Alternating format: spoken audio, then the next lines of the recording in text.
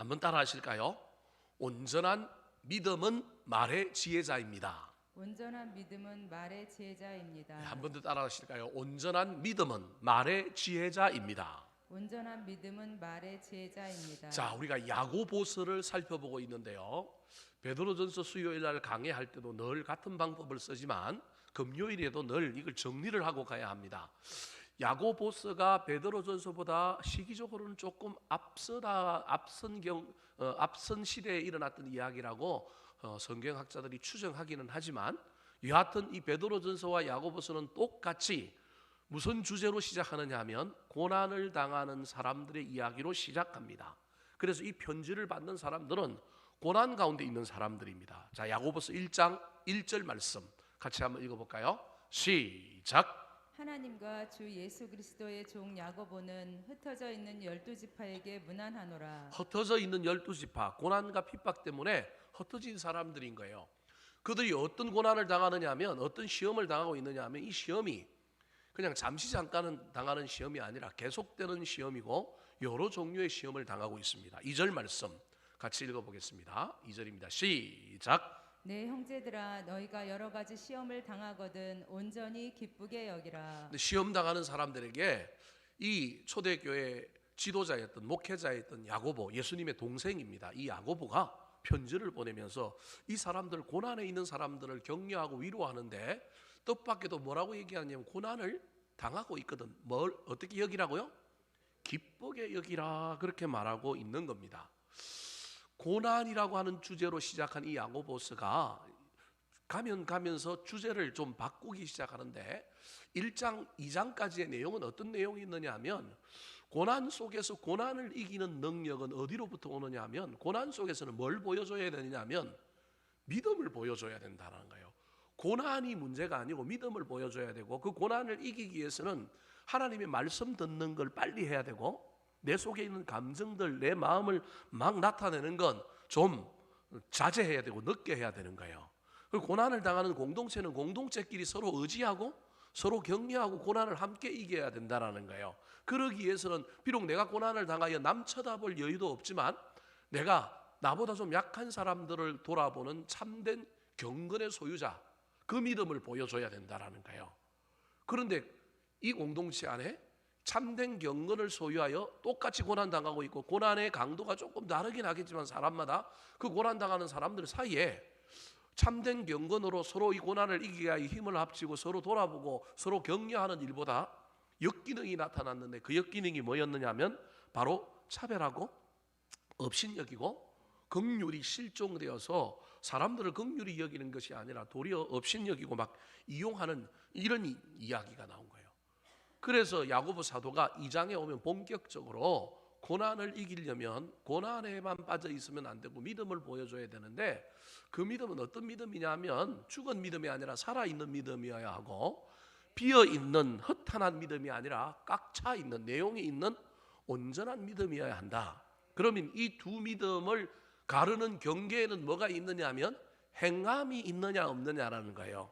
믿음을 행함으로 이야기한다는 게 좀 이상하지만, 그럼에도 불구하고 우리의 믿음이 온전한 믿음, 살아있는 믿음이 되려고 하면 어떤 믿음이 되어야 되냐면 행함이 있는 믿음이 돼. 그 행함은 첫 번째가 뭐였습니까?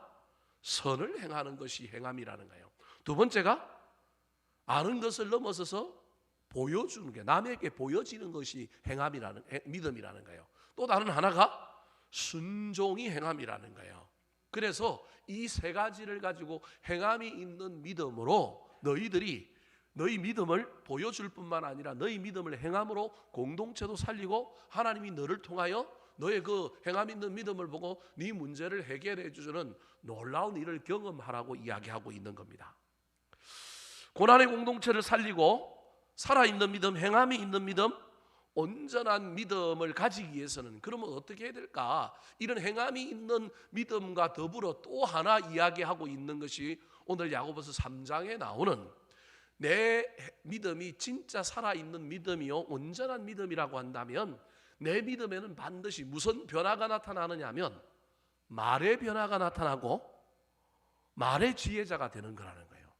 초대교회 성령이 임했는데, 성령이 임하고 난 다음에 제일 처음 나타난 현상이 나중에 뭐 구제도 하고 뭐 선한 일도 하고 뭐 공유하고 돌아보고 찬양하고 막 이런 예배도 잘 드리고 이런 일도 나타났지만 최초에 나타난 변화가 뭐였느냐 하면 방언하는 거였다는 거예요.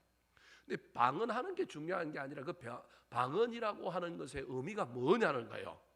사람의 변화를 여러 것으로 설명할 수 있지만 사람의 근본적인 변화, 사람의 변화의 가장 바로미터가 되는 척도는 뭐가 변하는 거라는 거예요? 말이 변하는 거라는 거예요. 예수 믿고 구원받았다고 한다면, 성령 받았다고 한다면 말의 변화가 일어났다라고 하는 걸 이 사람들이 변화된 사람이다, 복음으로 성령 충만한 사람이다라고 걸 보여주기 위하여 방언이라고 하는 현상이 나타난 겁니다. 그래서 야고보도 지금 이 공동체를 향하여 흩어져서 고난 때문에 피해와서 같이 저 산속에서 바위 틈에서 함께 사는 이 공동체를 향하여 편지 보내면서 야, 고난은 이겨라. 근데 그 고난 중에서도 할 수만 있다면 좀 고아와 가부를 돌아봐라. 그게 행함이 있는 믿음이다. 근데 그 행함이 있는 믿음 되려면 뭐 여러 가지도 해야 되지만 내가 하나 더 강조하고 싶은 것인데 그게 뭐냐 하면 너희들이 좀 말이 좀 바뀌었으면 좋겠다. 말의 지혜자가 되었으면 좋겠다. 그게 온전한 믿음의 증거라는 거예요. 자, 오늘 본문 2절 말씀에 그것을 강조하고 있습니다. 자, 2절 말씀 같이 한번 읽어볼까요? 시작. 우리가 다 실수가 많으니 만일 말에 실수가 없는 자라면 곧 온전한 사람이라 능히 온 몸도 굴레 씌우리라. 자, 말에 실수가 없는 자, 다르게 이야기하면 말의 지혜자, 말이 바뀐 사람, 말의 은혜가 넘치는 사람, 그 사람이 어떤 사람이라고요? 온전한 사람, 즉 온전한 믿음을 가진 사람이다. 행함이 있는 믿음, 살아있는 믿음, 온전한 믿음이 되려고 하면 지난주 금요일에 세 가지의 플러스 알파, 오늘은 뭐에 대해 무엇에 대하여 이야기하고 있느냐 하면 말의 변화, 말의 거듭남, 말의 지혜자가 되는 것에 대한 이야기를 하고 있다라는 겁니다. 자, 그렇다면 어떻게 해야 말의 지혜자가 될 수 있을까요? 내가 내 말을 바꾸려면 어떻게 해야 될까요? 우리도 말이 좀 바뀌었으면 좋지 않겠습니까? 오늘 본문을 통하여 은혜 받고 우리도 말의 지혜자가 되기를 사모하며 주님께 주여 내 마음도 바꿔주시고 내 인격도 바꿔주시고 내 말도 바꾸어 주십시오. 자꾸 넘어집니다. 그래도 또 주님께 의지하오니 가면 갈수록 말이 바뀔 수 있도록 그것으로 내 믿음을 증명할 수 있도록 그 말로 사람을 살리고 가족을 살리고 공동체를 살리는 자 되게 해달라고 기도하며 나아가는 저와 여러분 되기를 예수님의 이름으로 축원합니다. 자, 그렇다면 말의 지혜자가 온전한 믿음의 주인공인데 말의 지혜자가 되려면 어떻게 해야 될까요? 첫 번째입니다. 따라하시겠습니다.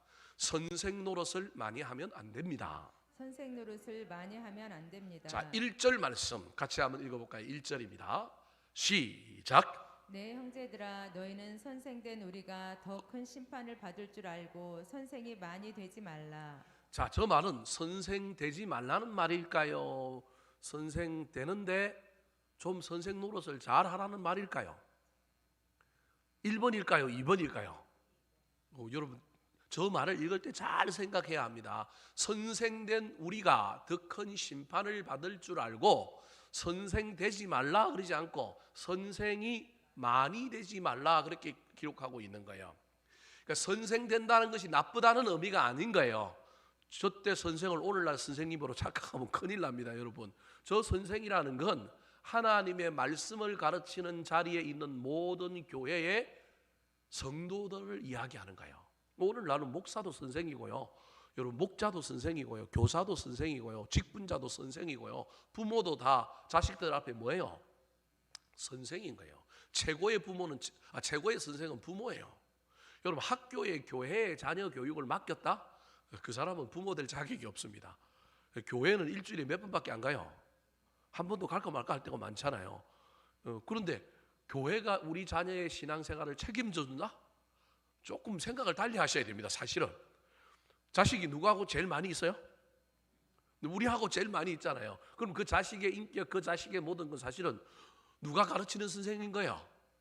내가 가르치는 거예요. 부모가 가르치는 거예요. 근데 오늘날 현대 사회가 바쁘다 보니까 그걸 이제 자꾸 어린이집에, 학교에, 유치원에 위탁했다고 생각하고 부모는 그 역할을 자꾸 안 하려고 그러는 거예요. 선생 안 되는 것도 문제지만 오늘 본문에서는 가르치는 자리에 서서 누구든지 어버이가 되든 서성이 되든 어떠한 위치에 있던 사람들이 그 일을 하는 것이 나쁘다라는 건 아니라는 거예요. 근데 그 일을 하는데 뭘로만 한다고요? 말로만 하면 된다 안 된다? 안 된다라는 말을 지금 뭐라고 얘기하고 있느냐 하면 선생만이 되지 말라고 이야기하고 있는 거예요. 초대교회 안에 말씀을 가르치는 자들이 있었단 말이에요. 복음을 전하는 사람들이 있었단 말이에요. 순회 복음 전도자들이 있었고요. 수많은 교회 안에 지도자들이 있었단 말이에요. 그 지도자들이 어쩔 수 없이 여러분 핍박이 있고 그러다 보니까 잠시 잠깐 들러서 말씀 가르치고 가잖아요. 바울 사도도 말씀을 가르치고 가고 제일 오래 있었던 데가 에베소에 3년 있었단 말이에요. 그러니까 한 곳에서 같이 삶으로 부대끼면서 그들에게 말씀을 전수하고 삶을 보여주고 이럴 경우들은 사실은 쉽지가 않아요. 근데 지금 오늘 본문은 이 사람들이 고난을 피하여 따로 모여 살잖아요. 이 모여 사는 삶 속에 이 공동체 안에도 누가 있느냐 하면 가르치는 자가 있는 거예요. 지도자가 있는 거예요. 근데 그 지도자들이 뭘로만 가르치느냐 하면 말로만 가르치는 거예요. 말로 가르쳐야죠. 근데 말로만 가르칠 뿐만 아니라 그에 걸맞는 뭐가 있어야 될까요? 행함이 있어야죠. 행동이 있어야죠. 본이 있어야 되죠. 그런데 말로 가르치지 않고 행함으로 가르치지 않고 본이 되지 않고 말로만 가르치니까 그것이 뭐가 되느냐 하면 잔소리가 되는 거예요. 말로만 가르치면 그 말 속에 들어있는 내용의 권위를 손상시킵니다.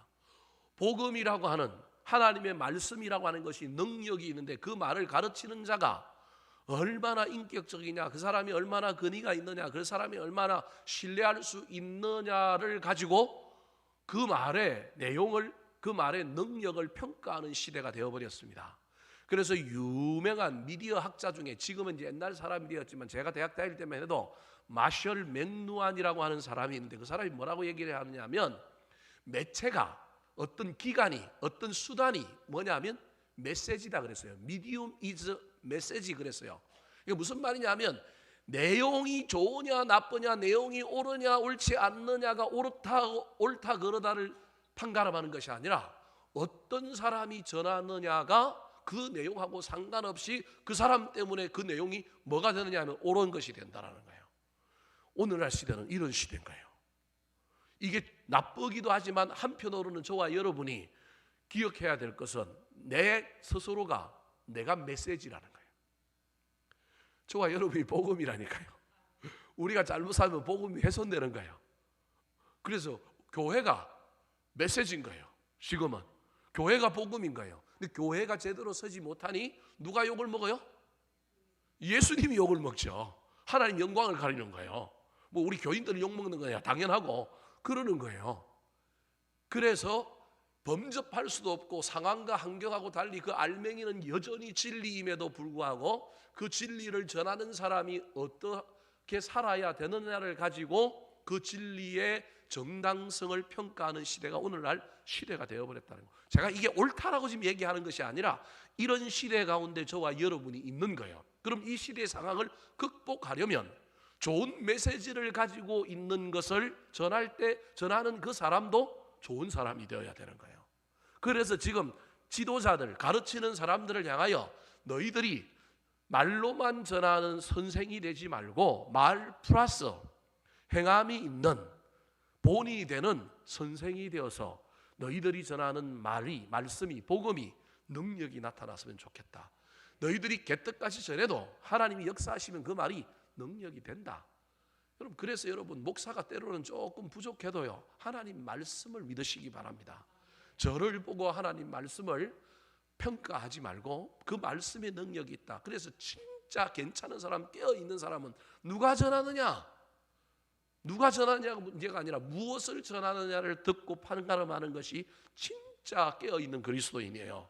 근데 우리가 오늘날 시대에 이미 젖어가지고 우리도 어쩔 수 없는 존재이기 때문에 한편으로는 전하는 사람, 전하는 내용뿐만 아니라 전하는 사람도 거룩해지려고 전하는 사람도 제대로 자기의 어떤 그 전하는 내용을 밑받침할 수 있는 인격, 도덕, 윤리 이런 걸 갖춰야 된다는 걸 우리 전하는 사람들도 기억해야 되는 겁니다.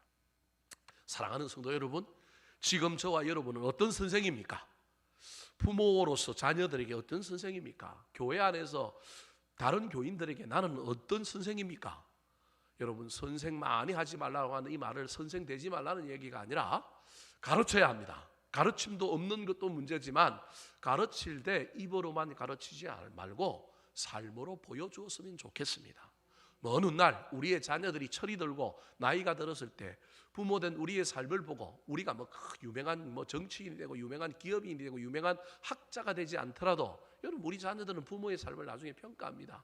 저도 처음에는 우리 부모님, 저희 어머님, 아버님 이해가 안 됐지만 철들고 보니까 우리 어머님이 그 시대의 그 상황 속에서 그 지역에 태어나서 그 상황 속에서 얼마나 대단한 삶을 살았는지 뼈저리게 느끼면서 우리 엄마가 강남에 태어났다면, 우리 엄마가 좋은 부모 밑에 태어났다면, 우리 엄마는 학교를 못 다녔다니까요. 공민학교도 못 다녔어요. 소학교도 못 다녔다니까요. 근데 우리 엄마가 제가 지나고 보니까 얼마나 우리 어머님이 지혜로우셨던 분인지, 얼마나 인품이 우득했는지. 근데 어릴 때는 얼마나 빗자루 몽댕이를 들고 쫓아다녀가지고 얼마나 또 그 힘이 들었는지. 그럼에도 불구하고 지나고 나니까 참 저분들이 고생했구나, 저분들의 삶이 위대하구나, 나도 우리 자녀들에게 저분들보다 더 사랑으로 더 멋지게 훗날 기억되는 자녀로 살아야 되겠다, 그런 생각을 많이 할 때가 있습니다. 교회 안에서도 마찬가지입니다. 목사인 저도 제가 지금 담임 목회할 때야 어쩔 수 없이 교인들이 따르겠지만 훗날 제가 은퇴하고 그 자리에 비고 또 다른 목사님이 오셔서 목회를 이어받을 때 저 때문에 그 목사를 괴롭히라는 얘기가 아니라, 그래도 야, 옛날에 우리 이 목사님 이전에 어떤 목사님이 있었는데 그 목사님 어떤 건 좀 나빴지만 그래도 참 그런 부분이 참 좋았다, 그것 때문에 참 우리가 많은 은혜를 받았구나, 이렇게 말해줄 수만 있다면 제 목회는 성공하는 겁니다. 다 오를 수는 없습니다. 다 칭찬받을 수는 없습니다.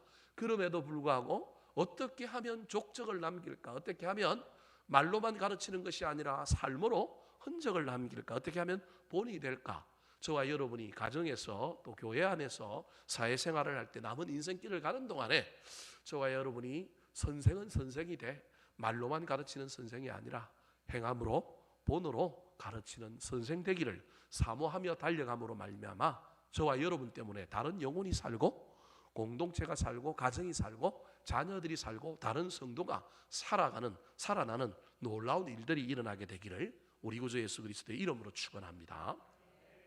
두 번째, 온전한 믿음은 말의 지혜자가 되는 것인데, 말의 지혜자가 되려면 어떻게 해야 될까요? 따라하시겠습니다. 혀를 길들이려고 애를 써야 합니다. 혀를 길들이려고 애를 써야 합니다. 자, 말의 지혜자는 내가 말한 대로 살려고 노력하고 행함으로 본을 보이는 것이기도 하지만 인간이 말에 실수가 많은 사람이란 말이에요. 그래서 이 말을 어떻게 하면 좀 다듬을까, 훈련할까, 길들일까 늘 훈련해야 되는 거예요. 제가 목사가 되고 나서 지금 이제 후회하는 것 중에 하나가, 신학교 다닐 때 정장복이라고 하시는 교수님이 있었는데 이분이 아주 대단하신 분이고 꼬장꼬장하기로 대단하신 분이에요. 호남신학대학교 총장하다가 끝나신 분인데 우리 한국 기독교의 설교학과의 대가인데, 이분이 설교를 신학교 때 훈련을 시키는데 어떻게 하느냐 하면 12분짜리 설교 원고를 써서 설교하게 만들고 12분이 되었는데도 안 끝나면 저 앞에 불을 달아놔갖고요 10초마다 불이 깜빡깜빡합니다. 3번 깜빡이었는데도, 그러니까 30초가 지난 거예요. 설교를 못 끝내면 학점을 뭘 주느냐면 F를 줍니다. 그러니까 시간을 지키라는 거예요. 제가 오늘 시간 지키려고 지금 그래서 이 설교 때문에 애를 쓰는 거예요. 시간을 지켜라. 또 하나는 설교한 걸 모니터를 해가지고 내가 설교가 끝났잖아요. 그러면 그 학생들이 전부 앉아갖고 그 모니터를 다시 보면서 그걸 가지고 뭐 하느냐 하면 됐다 공격을 하는 거예요. 여러분 그거 한번 당해보면 환장합니다. 학교 다니고 싶지 않습니다. 좋은 말은 절대 하지 말고 한 사람이 발견한 나쁜 점, 고쳐야 될 것, 제스처, 발음, 논리, 전개, 뭐든지 간에 3개씩 이야기하는 거예요. 100명이 3개씩 이야기하면 몇 개가 나와요? 300개가 나오는 거예요. 그 300개를 그 사람은 제일 앞에 딱 자리 하나 마련해 놓은 자리에 딱 앉아갖고 그 이야기를 듣는 거예요. 제가 받은 지적 중에 여러 가지가 있지만 그 중에 너는 반드시 고쳐야 될 것이 있는데 턱을 올리고 설교한다. 이게 지금 안 고쳐서단 말이에요, 제가. 왜냐하면 신체 구조가 이렇게 굽어 있기 때문에, 그리고 제가 눈이 작기 때문에 눈을 이렇게 치켜 떠야 여러분하고 아이 컨택이 되는데 그게 안 되니까 제가 여러분한테 설교할 때 때로는 제가 턱을 갖고 여러분을 공격하는 거예요. 이걸 제가 신학교 때부터 지적을 받은 거예요. 넌 턱을 가지고 교인들을 공격할 목사야. 턱을 땡기고 설교하려고 애를 써. 근데 이걸 제가 기분 나빠서 안 받아들인 거예요. 안 받아들여서 알고 있음에도 불구하고 이걸 고치려고 하니까 고쳐져요, 안 고쳐져요? 안 고쳐졌습니다. 여러분 너그럽게 받아주시기 바랍니다. 우리 목사님은 신체적인, 허리의 신체적인 구조, 배가 나온 구조 때문에 어쩔 수 없이 뭐가 들린다? 턱이 들린다. 여러분 좀 이해하시고 받아주시면 좋겠어요. 지나고 보니까 그때 그것을 잘 받아서 훈련했어야 되는데, 또 다른 하나는 너는 사투리가 심하니까 발음이 잘 안 돼서 블레셋도 벌레셋이라 그러니까 제가 발음이 안 되는 게 참 많거든요. 넌 경상도 촌놈으로 발음이 안 되는 게 많으니까 발음을 연습하기 위하여 설교 원고를 기록해놓고 볼펜을 입에 물고 설교 낭독을 하루에 100번 해라 그랬단 말이에요. 근데 제가 한 서너 번 하다가 이게 너무 힘든 거예요. 그래서 안 해버렸어요. 지금도 제가 한 서너 번은 표준어를 쓰면서 하려고 애를 쓰면서 토요일 오후에 연습을 합니다. 연습을 하는데도 잘 안 돼요. 근데 그때 그 연습을 했으면 제가 조금 더 세련된 설교자가 됐을지도 몰라요. 그런데 세련된 설교자 안 돼도 또 인간미나는 또 사투리 쓰는 설교자, 좀 발음도 좀 부정확하고 때로는 좀 그래도 여러분 이해해 주세요. 제가 이해해 달라고 하는 이야기는 이걸 훈련을 했어야 되는데 훈련을 안 해버리고 강단에 서서 몇십 년이 흘러버리니까 제 약점이라는 걸 알면서도 이게 안 되는 거예요. 여러분 훈련해야 될 때를 놓쳐버리고 훈련을 하지 않으면 절대 바뀌지 않습니다. 말을 훈련해야 된다는 거예요. 혀를 훈련해야 된다는 거예요. 자, 7절 8절 말씀 같이 한번 읽어볼까요? 7절 8절 시작. 여러 종류의 짐승과 새와 벌레와 바다의 생물은 다 사람이 길들일 수 있고 길들여 왔거니와 혀는 능히 길들일 사람이 없나니 쉬지 아니하는 악이요 죽이는 독이 가득한 것이라. 7절은 이해가 되는데 여러분 8절이 잘 이해가 안 될 거예요. 사람이 짐승들도 다 길들여 왔는데 왜 네 혀는, 네 입의 말은 길들이지 않느냐? 그러면서 뭐라고 얘기하느냐? 8절에 보니까 혀는 능히 길들일 사람이 없나니, 그러니까 이건 안 되는 일이니까 포기하라고 하는 말로 들려요. 그 말이 아니에요. 혀는 능히 길들일 사람이 없을 정도로 어려운 일이지만 그래놓고 저기 가로가 비어져 있는 거예요. 그 가로의 내용을 채우려면 뒤를 봐야 돼요. 길들이지 않으면 어떤 일이 일어나느냐 하면 혀는 본래 쉬지 아니하는 악이 가득 차 있고 죽이는 독이 가득 차 있기 때문에 능히 길들이기, 쉽게 길들일 수 없다 할지라도 애를 쓰고 힘을 써서라도 뭐 해야 된다? 길들여야 된다는 말이죠. 8절인 거예요. 드러나는 걸로만 읽으면 여러분 길들일 수 없으니 포기해라 하는 말로 들리지만 포기하라는 말이 아니에요. 저 능이라고 하는 말이 쉽게라고 하는 말이에요. 쉽게 길들일 수 없다. 하지만 그래도 길들이려고 애를 쓰고 노력해라. 왜냐하면 이 혀 속에 뭐가 들어있느냐 하면 악이 들어있고 뭐가 들어있어요?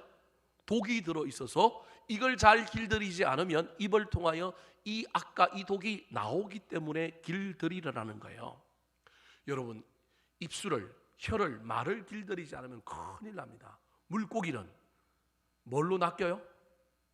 물론 배에, 꼬리에 낚시가 걸려서 낚이기도 하지만 여러분 주로 물고기는 뭘로 낚여요? 여러분 입으로 낚입니다. 저와 여러분이 물고기라고 하는 사실을 한 번씩 생각해 보시기 바랍니다. 우리의 입을 길들이지 않으면 우리의 입 때문에 악한 마귀의 낚시질에 저와 여러분이 낚이게 되어 있습니다. 말은 능력이고 말은 인격이기 때문에 이 말을 잘 훈련하고 길들이지 않으면 큰일 납니다. 말이라고 하는 단어를 조금 늘리면 마알 이렇게 됩니다. 그러니까 우리 한국 사전에 그 근원을 밝히고 있는 사전의 내용을 보면 말이라고 하는 단어는 어디에서 왔느냐 하면 마알에서 왔어요. 마자가 뭐냐면 마음 마자고 알이 뭐냐면 알맹이 알자예요. 마음의 알맹이가 뭐라는 거예요? 말이라는 거예요. 처음 들어보죠? 최현배 국어사전에 나오는 얘기예요. 여러분 말이 마음의 알맹이, 마음의 열매라는 거예요. 마음 속에 있는 알갱이가 나오는 게 뭐라고요? 말이라는 거예요. 그래서 말이 인격인 거예요. 저와 여러분이 말이 능력이고 말이 인격이라는 걸 잘 기억하여 어떻게 하면 말을 이쁘게 할까, 말을 조리 있게 할까, 말을 참 사람들에게 호감 있게 매력 있게 할까 뿐만 아니라 그 내용도 얼마나 좀 믿는 자로서 고상하고 좀 깊은 말을 할까, 저와 여러분이 애를 써서 훈련해야 합니다.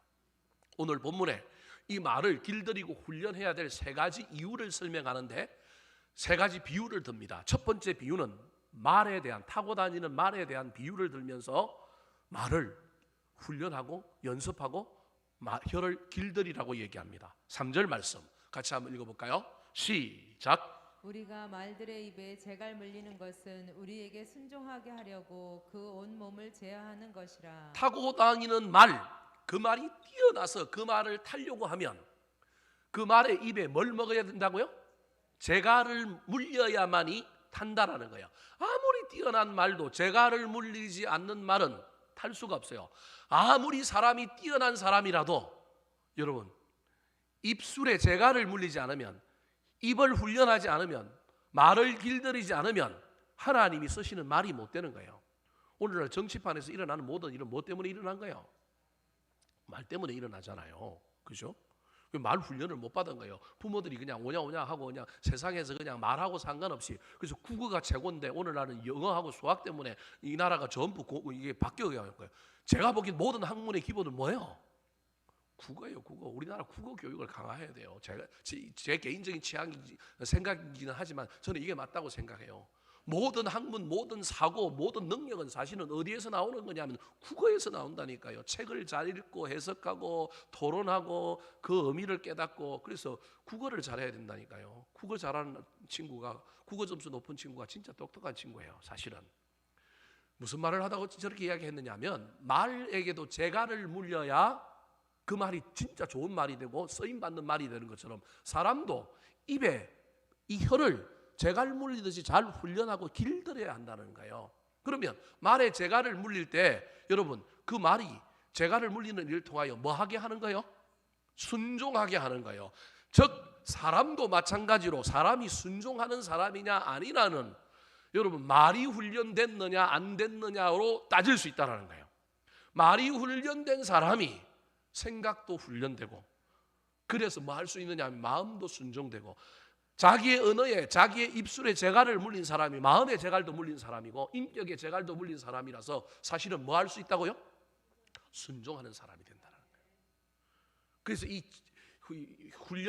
말에 타고 다니는 말이 아니라 인간의 말에, 혀에 길들이는 것이 얼마나 중요하냐. 이게 순종과 관련되어 있는 거기 때문에 무조건 해야 되는 훈련이라는 거예요.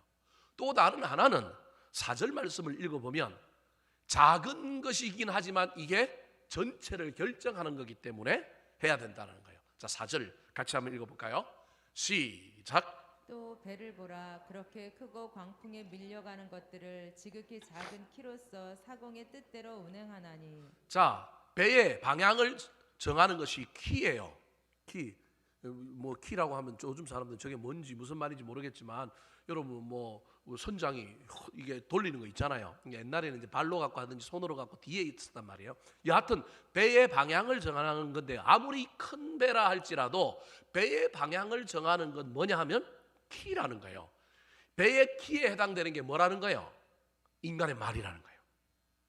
인생의 방향을, 인생의 행로를 정하는 것이 뭐냐 하면 말이라는 거예요. 그래서 그 말을 잘 길들이지 않으면, 배가 뜻대로 가려고 하면 키를 사공이 잘 운행해야 되는 것처럼 인생이, 인격이 제대로 잘 되려고 하면 사실은 말을 잘 다스리고 말을 잘 훈련하고 말을 잘 연습해야 된다고 지금 얘기하고 있는 거예요.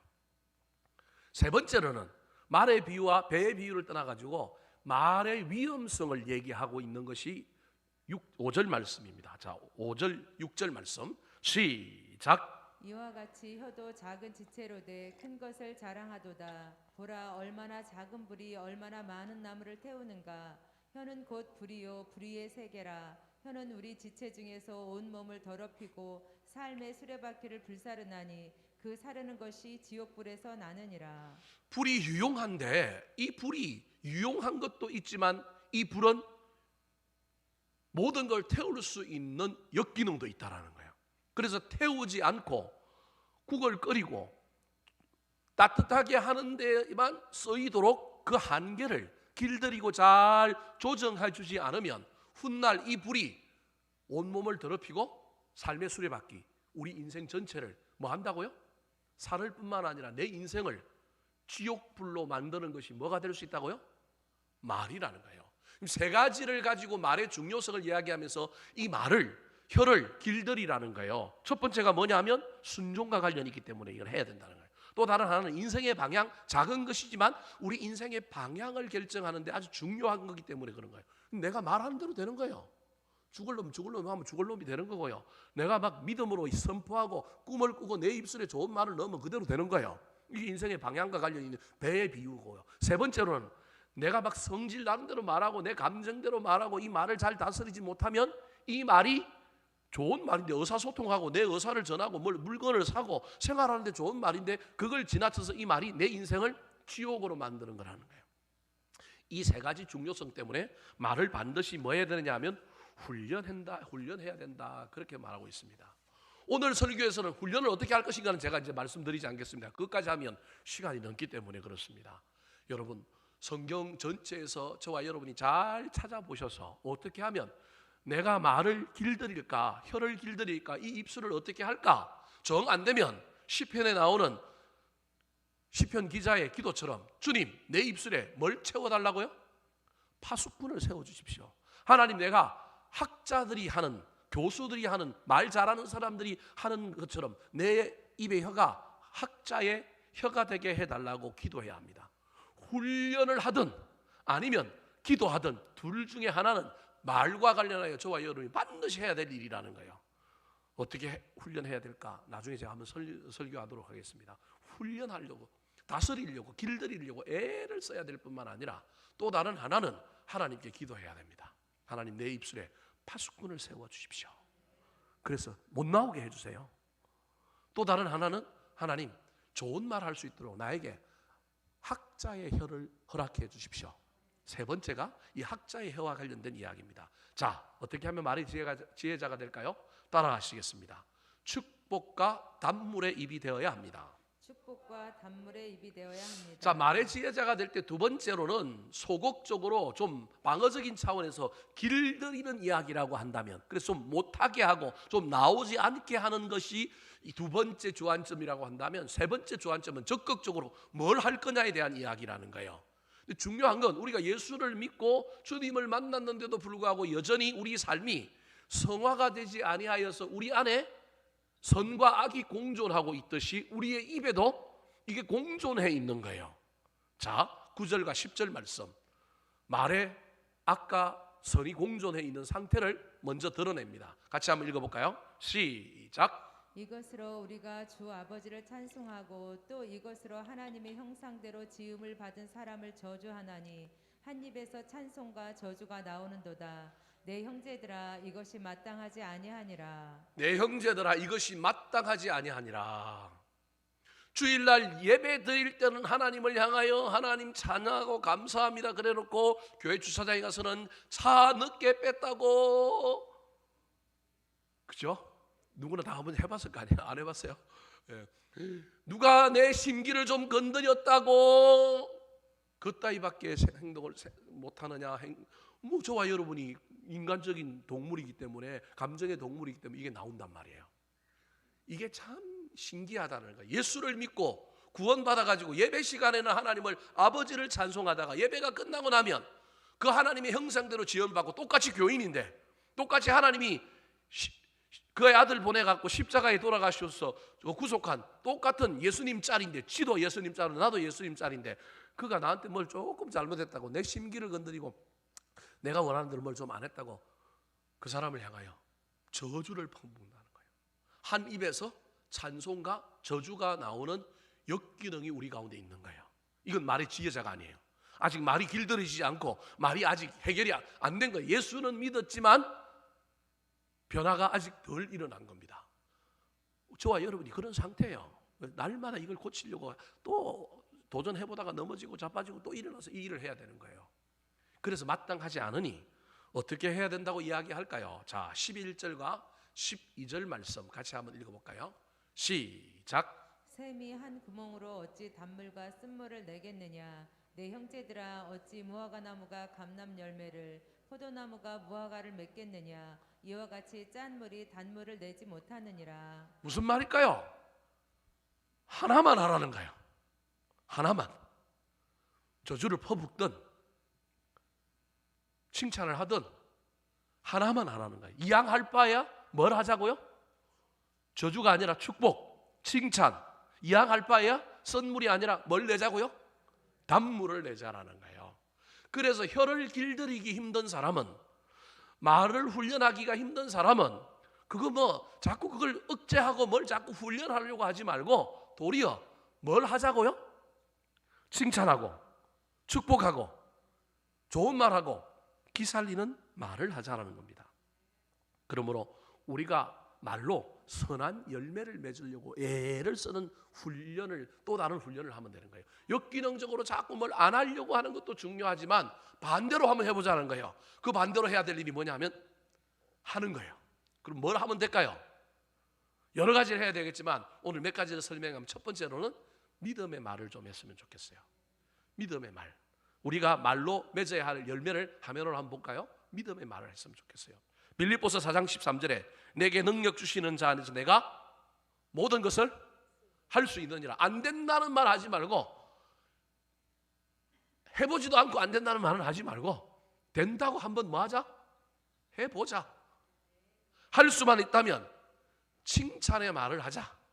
들어봐도 저거 아무것도, 저건 말도 안 되는 건데 그래도 아이고 제안이라도 해주니까 고맙다라고 칭찬이라도 하자. 잠언 12장 25절에 근심이 사람의 마음에 있으면 그것으로 번뇌케 하나 선한 말은 그 사람을 즐겁게 하느니라. 선한 말, 칭찬하는 말은 사람을 뭐하게 한다고요? 즐겁게 하는. 칭찬은 뭘 춤추게 해요? 고뇌를 춤추게 하는 거예요. 길들이는 방법은 제가 다음에 한번 설교하도록 하고요. 선한 말, 그 적극적으로 해야 되는 거, 우리가 믿음의 말, 칭찬의 말. 그 다음에 할 수만 있다면 어떻게 말하자고요?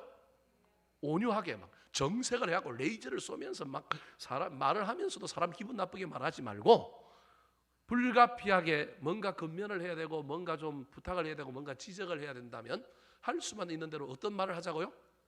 온유한 말을 하자. 잠언 15장 1절에 유순한 대답은 분노를 시게 하지만, 그죠? 유순하게 말하면, 부드럽게 말하면 들어주는데 옳은 말도 옳게 이야기하면 진짜 기분 나빠서 듣기 싫단 말이에요. 옳은 말을 옳게 말하지 말고 뭐 어떻게 이야기하자고요? 부드럽게 온유하게 말하자. 네 번째가 소금을 친 은혜로운 말을 하자는 거예요. 소금은 간을 맞추는 거잖아요. 여러분 좀 간을 맞추는 은혜로운 말을 해야 되는 거예요. 골로새서 4장 6절에 나오는 말이고요. 또 할 수만 있다면 상황에 맞는 말을 좀 하자는 거예요. 아로새긴 언쟁반에 금사가 어울리잖아요. 언쟁반에 금사가면 어울리잖아요. 근데 여러분 금쟁반에 은사가 뭘 어울릴 수 있는데 사실은 내용물을 돋보이게 해야 되잖아요. 그리고 쟁반도 그 내용물에 좀 맞아야 되잖아요. 그 내용물이 금사가니까 쟁반은 뭐예요? 언쟁반이잖아요. 그럼 둘이 어울리잖아요. 어울리지만 뭘 돋보이게 하는 거예요? 사과를 돋보이게 하는 거잖아요. 그래서 어떻게 하면 우리가 하는 말들을 저렇게 할 수 있을까? 애를 쓰며 이 말을 잘함으로 말미암아, 여러분 이 어려운 시절에 다 힘들잖아요. 다 힘든데 내가 힘든다고 남을 향하여 툭 쏘고 남을 향하여 상처 주지 마시고 할 수만 있다면 말로 서로를 세우고 격려하여 이 고난을 이기고 나아가는 저와 여러분 되기를 우리 구주 예수 그리스도의 이름으로 축원합니다. 한번 따라 하실까요? 온전한 믿음은 말의 지혜자입니다. 온전한 믿음은 말의 지혜자입니다. 선생 노릇을 많이 하면 안 됩니다. 선생 노릇을 많이 하면 안 됩니다. 혀를 길들이려고 애를 써야 합니다. 혀를 길들이려고 애를 써야 합니다. 축복과 단물의 입이 되어야 합니다. 축복과 단물의 입이 되어야 합니다.